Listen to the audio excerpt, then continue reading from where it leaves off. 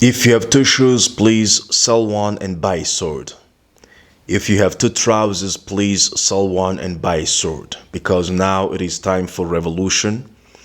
And this revolution is not going to be on streets. This revolution is not about burning cars. But this revolution is mostly about building cars and selling them to make our own money. Peace and power, freedom and decolonization to all African people. My name is King Kabbalah, a member of the African Continental Unity Party. Again, here we come with a brief reflection about this agenda that aims at bringing about psychological revolution, because mostly when we talk about the revolution, our people are so terrified. I get inquiries, I get messages, questions from wherever I go about me talking about revolution. People are like, no, you want riots, you want violence and stuff like that. That's the reason why I take care to precise when I talk about revolution that this revolution is mostly, first of all, in the mind before it gets to any point of physical altercation or whatever way it may get. Because we don't avoid going as far as we can to get what we want, which is the liberation and emancipation. As Malcolm X said, by all means necessary. But however, our target, our primary objective is to achieve the psychological revolution in the minds of our people. Why? Because when we look at what our people think today, you see that the most important change must begin firstly in the mind, because when this change, automatically a lot of things will put itself in place around us. You see, mostly in the society in which we live today, dominated by the Western views, we believe that we need to correct the bad behaviors in our society with, for example, penitentiary institutions, like building a lot of jails to incarcerate people who misbehave in the society. That's what the Western society believes, because the logic of the Western thinking is always backed up by force. Anything they do, they must rationalize it, they must legalize it, they must, put it in motion by force. But us as African people who have been for a long time dependent on marts, we believe that we can change the society by transforming or by influencing what happens in the minds of the people. Because you see, everything that we see in the society is the reflection of what happens in the people's mind. It's not by mistake that all the thinkers, all the philosophers of the world, no matter who you consult, no matter how different they are, they've come to agree at one point, which is, as a man thinks, so is he.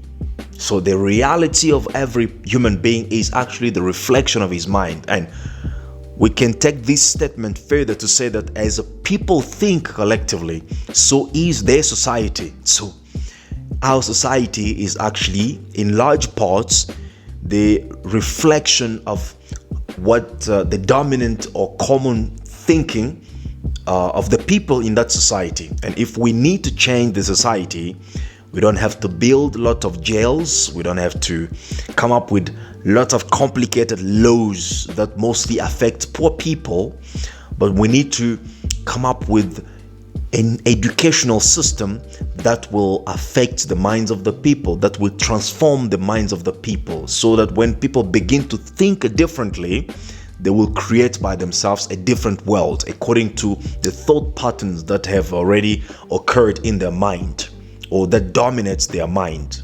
And that's how we change the society.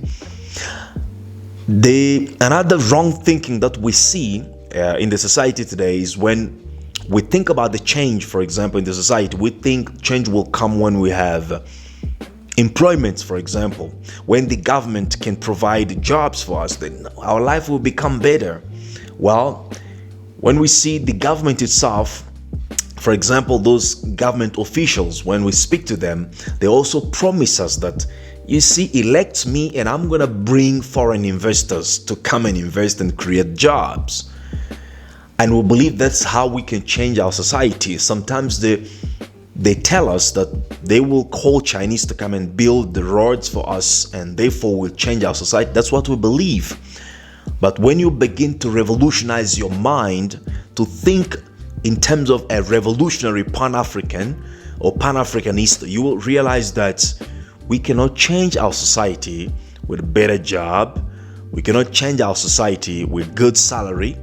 We cannot change our society with better roads, taller buildings, and all these things, even though they are very much necessary.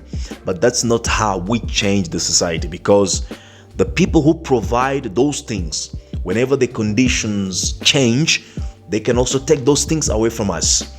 When the foreign investor comes to invest in our country, in our community, it's because of his own interest. And when those interests or the conditions that facilitated that interest changes, he will take that job away to other places where he can make more money, and will be now suddenly jobless.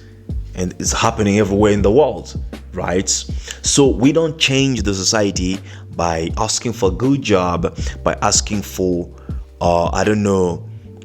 good roads, by asking for water and stuff like that, which are necessary anyway.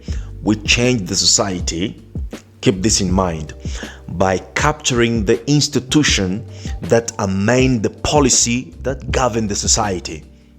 You see, every society is governed by particular policies.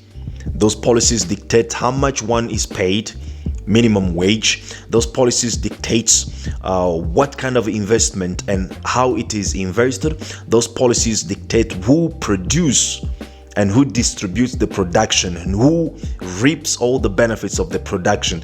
Those policies is what govern the society. And when you change those policies, you automatically change the society. So how do we change the society as African people?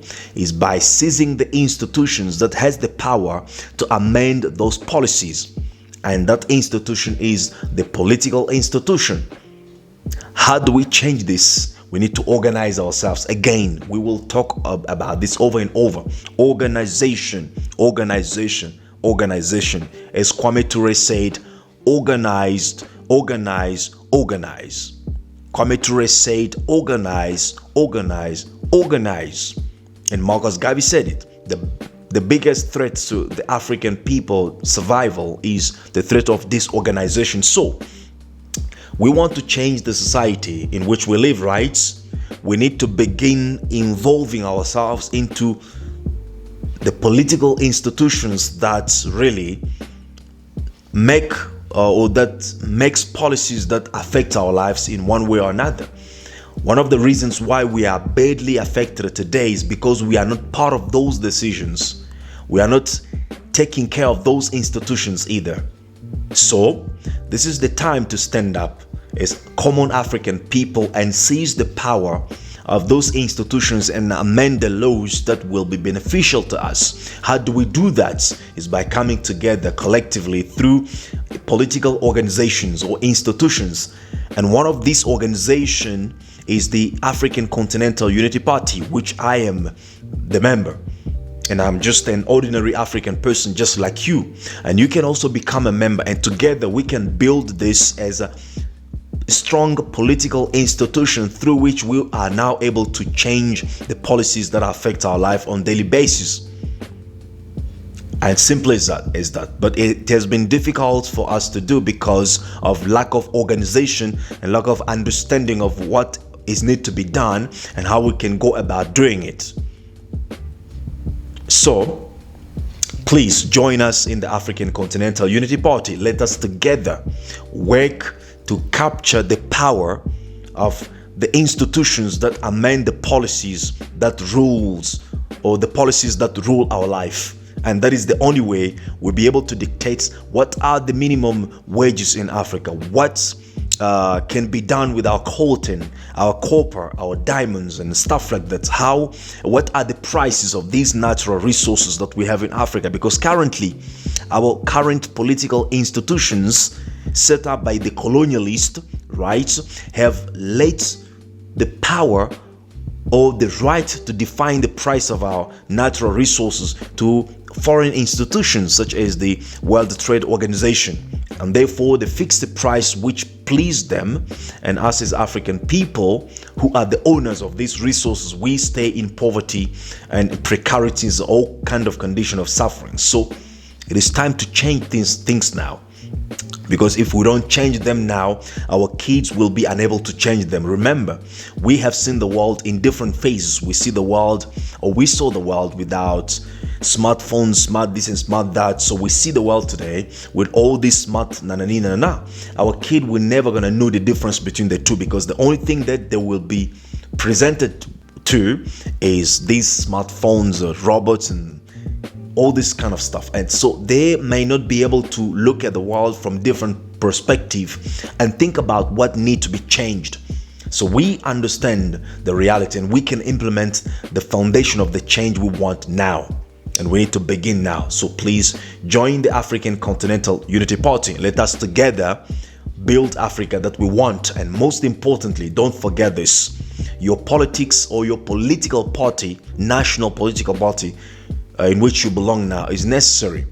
Your religion is important. Your knowledge is important. Your job that pays your bills, very much important. But remember, your life and my life will never change until we embark collectively in the politics of our liberation. Otherwise, we will enjoy forever the politics of our oppression. Peace and power again, freedom and decolonization to all African people. Please, I plead with you, subscribe, share this video. Let our message reach as many people as we can. Help us to reach 1,000 members on this YouTube channel. It will help us a lot. And indeed, if we can even get 1 million, that is the aim, because who else, deserve it if it's not us as African people in this generation where we are fighting for the liberation and emancipation of Africa. Thank you very much for your attention and for your support to the ACUP, and see you then. Peace and power.